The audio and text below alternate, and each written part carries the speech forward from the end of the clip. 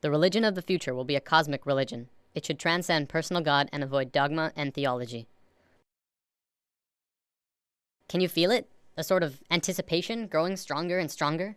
Another way of putting it is time is speeding up. I've heard that discussion for a while now. I know most people have felt it at some point, maybe while watching the news or perhaps something in their own lives. Something big is about to happen. You can see signs of it all over the world. Revolutions rapidly spreading across the Middle East, protests occurring in America and Europe. Earthquakes are devastating the world, like in Japan, Myanmar, and Greece. The global economy is failing so hard that it looks like we're looking forward into a global recession, the likes of which makes the 30s look like a cakewalk. Not to mention that if global warming doesn't put our planet into an ice age, we're gonna kill ourselves from overpopulation for sure. And using the rate of doubling, we definitely don't have the resources to survive the way we are for maybe a little over 10 years. Yet, despite all of these things, we're about to learn something amazing. It's something that will transform the earth into something completely different, something incredible and beautiful. Many people across the globe have learned about this, and they've applied it to themselves and witnessed marvelous changes. Others have dedicated their lives to talking about it, to teaching it. I'm someone who's still exploring it, and I want more people to talk about it with. Mind, body, spirit. This is the sacred trinity that allows us life on earth. Without even one of these three, we could not function properly. Yet, in today's world, we only really truly understand two of the three. We have scientifically mapped the mind and the body. We understand next to every aspect about each of them. Yet, what do we really know about the spirit, the soul? What is it? Where does it come from? For centuries, religions have been the primary source for answers pertaining to the soul, but they're not concrete. Many different religions have a different answer and ideas about how things work on this level. Recently, however, a discovery was made, which led to new discoveries and further discoveries. These incredible insights went largely unnoticed by the global community, and while governments and secret services of the world acknowledged them, it wasn't something that really got to the masses. Today, this information is still slowly coming out, and I'm going to share it with you.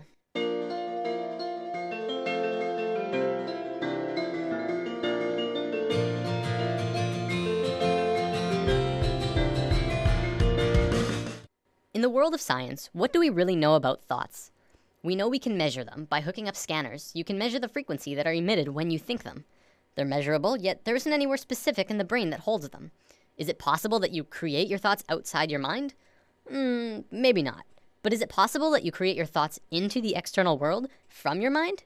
This is what we're going to talk about today.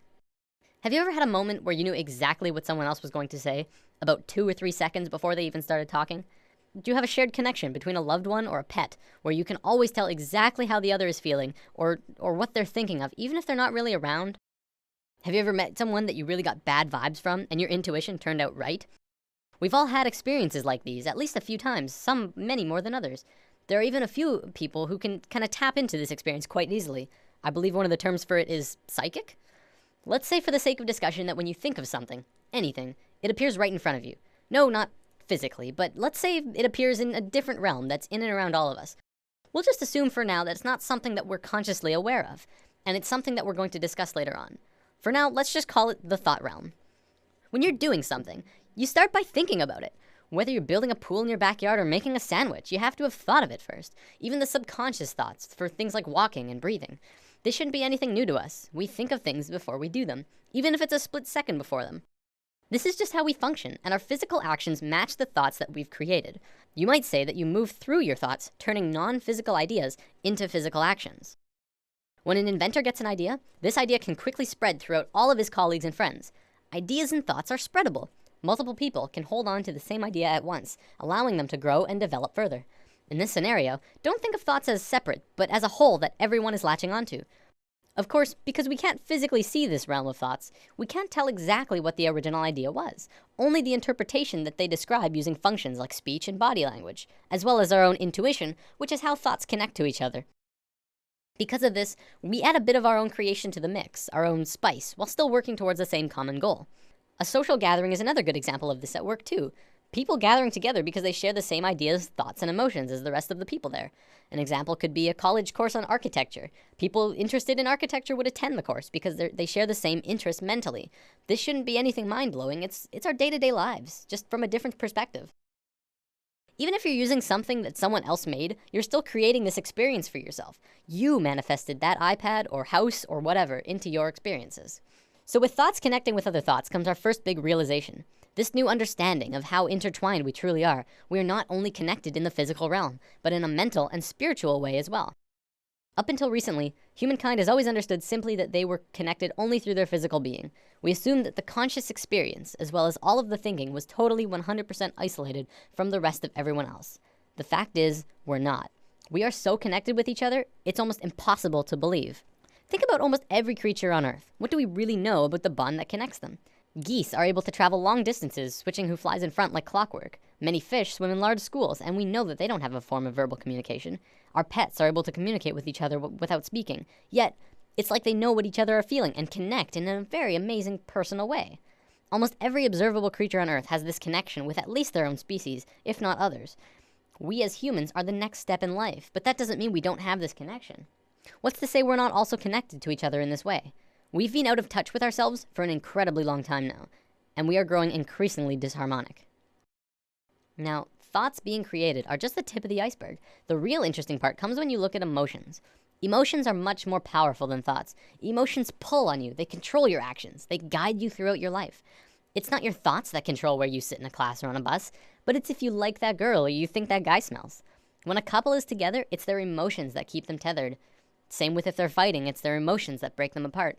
You watch TV shows that you enjoy. You hang out with friends because you have emotional bonds with them. Now, this applies on a smaller scale too. Do you ever have a morning where you wake up grumpy and stub your toe and think, oh, this is just gonna be one of those days, and find that the entire day afterwards just goes terrible and just everything goes wrong? What about the days when you wake up excited and happy and ready to go? Your whole day is just excellent in all of the right ways. Even if something bad does happen, you're less affected by it because you're in such a good place emotionally. The reason these differences in how your day goes is because of your emotional state. People like to think the world will go on exactly the same without you, but it really won't. People interact differently with other people, and everyone would have a completely different experience if you were not there. Imagine this scenario. There's a bully in a playground who's looking for someone to beat on. There's kids playing sports, kids skipping rope, kids on the swings, and then off to the side there's one boy sitting in the grass watching the rest of everyone play. He doesn't feel like anyone else will want to play with him, so he sits apart from the group. The bully instantly knows where to go, and the circle of hurting begins. See, it's through the feeling of being vulnerable that you become vulnerable in the physical. If the boy had walked outside for recess and told himself, I can fit in, he would probably be playing sports right now. This applies to the bully as well. He didn't have anyone else to play with, probably because of some insecurity, mental, that led him to need to hurt others. He thinks he's doing good for himself by hurting the boy, except he's really just hurting himself long term. You can look into society and see a vast amount of evidence to support it too. The people who are most successful are those who talk most of success. Those who speak most of illness have it. Yes, illness is also a creation of yours. If you have a low immune system, it's because of you. Typically, we like to blame things on the virus going around or our own immune systems, but the way that we become susceptible to them is from inside, whether that there's some ongoing negative energy or some bad feeling that we allow into ourselves. We can heal ourselves also, but I'm gonna save healing for another video. There's only one thing that becomes apparent from this understanding. You create your own reality. We are 100% responsible for the situations that we find ourselves in, the things that happen to us, good and bad. Throughout history, we've always played the blame game. It's his fault I didn't get the promotion. It's her fault I couldn't go to the game. It's everyone else's fault I'm so depressed. Whatever it is, and this may be the hardest thing to truly get, it's your fault. Your happiness, your sadness, your fears and your fortunes, every single experience of your life on Earth was because of you. Remember, just as you are creating your own individual reality, we are all co-creating our realities as a collective. We are one species, and as a species, we are creating the realities that we are experiencing together. One common argument I hear is, what about starving kids in Africa? How are they creating their starving reality? I would respond to that the Western way of life is not really allowing for everyone on the planet to live in the same abundance that the Westerners are, is it? We're using up all of the world's resources, hardly sharing anything unless they're paying a lot for it or if we're getting something out of it. And we ask why they're poor? We haven't been sharing with our brothers and sisters around the planet. But again, that's us as a collective creating the reality that we experience around the planet. This applies through all levels. As a family, you create your reality, and your actions will change what the family experiences. Because of this, and because we are not in tune with ourselves, it may often seem that sometimes we don't have complete control over what it is we experience. Sometimes we're seemingly forced into scenarios that seem out of our control. This happens as a result of our disharmony, and also lack of connection to our own intuition.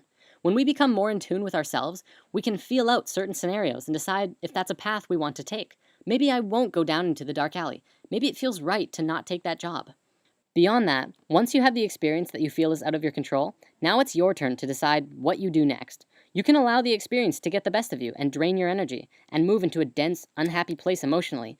Or you can decide to take it for what it is, an experience, and keep moving forward. Every dark cloud has a silver lining, and if you're looking for that silver lining, you'll have a much easier time finding it. Many of us have heard of this thing called the law of attraction, which talks about something similar to this, but talks more about evidence and not much about this thought realm. Over the entire world, people have written in to tell of their amazing stories, where they really focused on having what they wanted, and got it through miracles and coincidences. This is but a small piece in the vast ocean of the internal world that I'll be talking about. It is, however, very real, and you can literally change everything in your life by willing it so. I know this from personal experience, and it's not hard to find others who have too. One continuous argument I hear from people who deny this law of attraction is, you don't just think things and change everything by sitting on your ass. To which I reply, exactly. You never stop moving. Just change your mindset and continue on with your life. Create your emotions in your mind, then move into them physically. Don't let your emotions control you. Pull your thoughts into the physical realm. What can you do to change things? Well, just be good to yourself. Fill yourself up with the emotion of love and happiness as you go about your day. Treat yourself and try to change your perception of your life from what others think is best for you to what you think is best for you. Take a few minutes to sit down and actually just ask yourself, what do you really want? Of course, at first a lot of people might first think of money, wealth, fame, and luxury. And hey, those things are pretty nice. But will they buy you happiness? I guess that depends on you. I found in my experiences that beyond all of those things, what people really want is to be accepted, appreciated, and loved. By giving that to others, you will in turn get that back, and the bond that connects you to everyone around you will strengthen so much further. I want to bring up one more thing before I run out of time. There was a scientist in Japan a few years back who made an incredible discovery, but one that also went largely unnoticed or recognized by the global scientific community. Dr. Masaru Emoto discovered that by putting words on a side of a glass of water and freezing the water, you could change how the water would freeze into crystals. On a jar that said, I love you, this is how the water crystal froze. On a jar that said, you make me sick, I want to kill you, it froze like this. If thoughts can do that to water, just imagine what thoughts can do to us. Well, looks like I'm about out of time for today. Before I go, I want to leave you with words to sit on. For anyone who is looking for direction right now. You can have, do, or be anything you want. Namaste. Thanks for listening. There's nothing you can do that can't be done.